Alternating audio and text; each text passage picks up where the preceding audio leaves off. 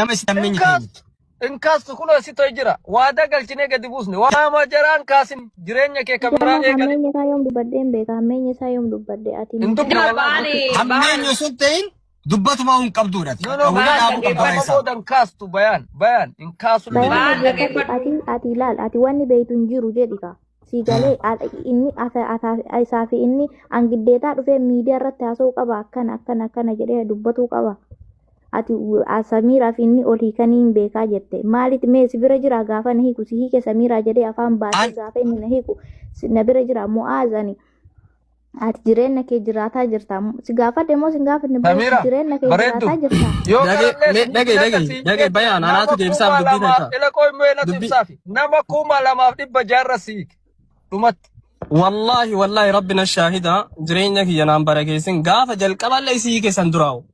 Hiike hin beeyti laakiin ammoo takarra lamarra namni ooma beeku ooma dirree taa'u deddeebi'ee gaafa namni si gaafate aarsa beeta.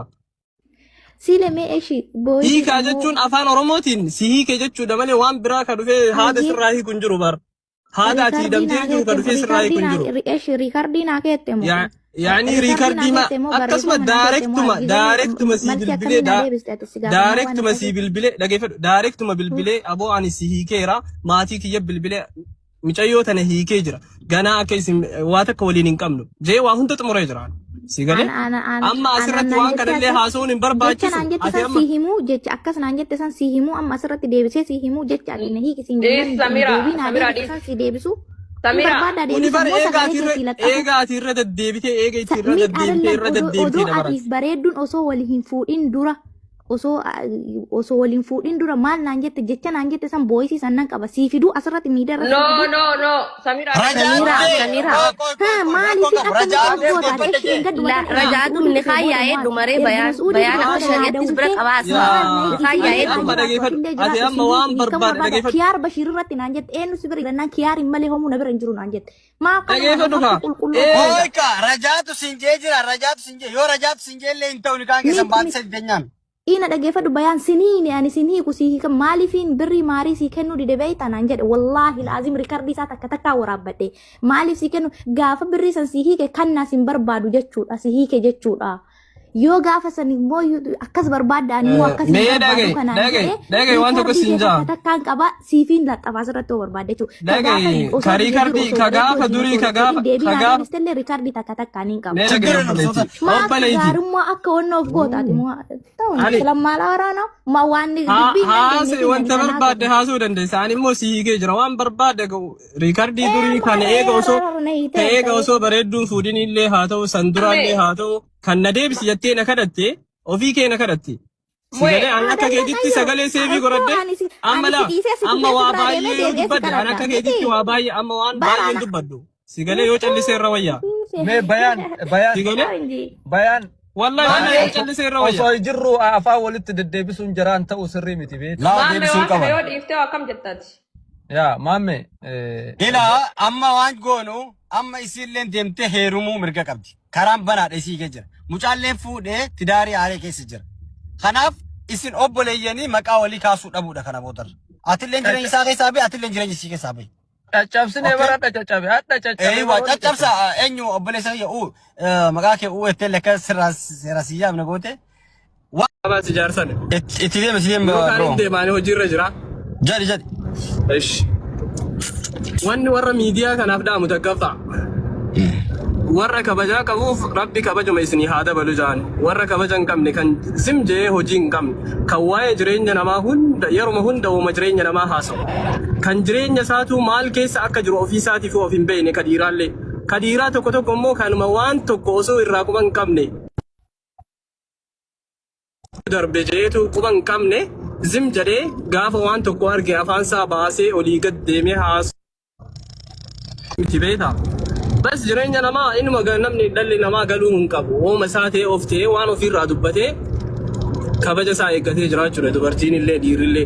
Warri dhiiraa tokko immoo kanuma beerumateetuma sa'aatii 24 hojiin qabu maal keessa akka jiru of hin beeku zi'uma jee kan namaa suuraa achiin kaa'ee asiin kaa'ee haasa'udha bas maalitti akka jiru kasaatu hin beeku.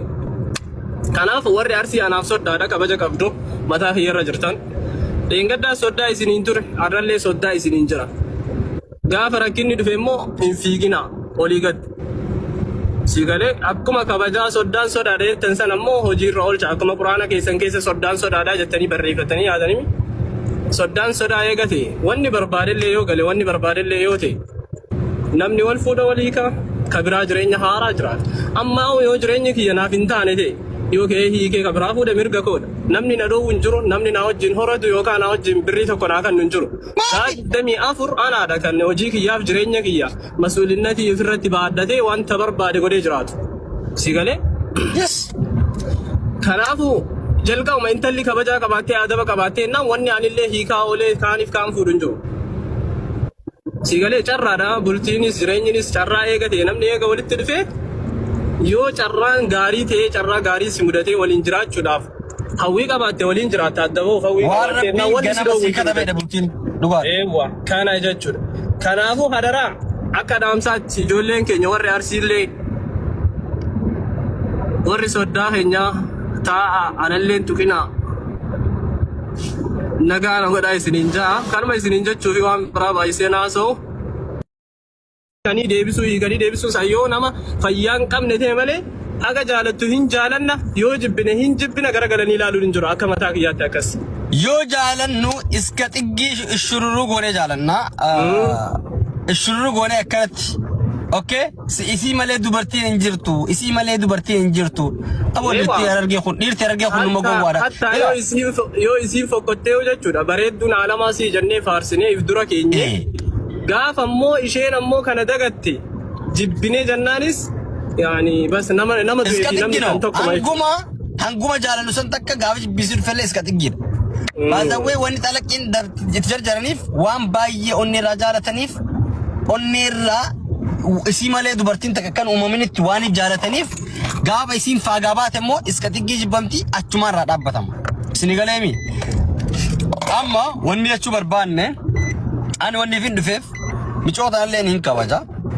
Baazawwee ani miidiyamarraa wal beekna malee gaafa muwaazii fi si wajjirallee akkas hedduu wal dhiyaanneen beeku.